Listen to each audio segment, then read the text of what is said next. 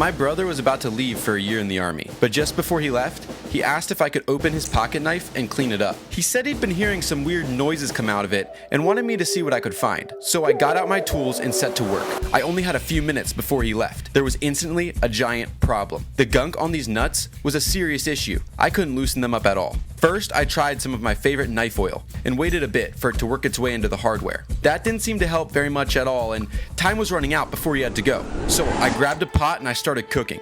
He was my ally and I had to work quickly. But even 212 degrees Fahrenheit wasn't enough to loosen up these bad boys. There was only one other way I could think of to loosen up these screws. This knife had to go back into the forge. Titanium's melting point is 3034 degrees, and the S35 VN blade won't melt under 2,500. So the furnace that heats our house should be a perfect temperature to melt these screws. I let it bake right up until the countdown and it still wasn't enough. Sorry, bro.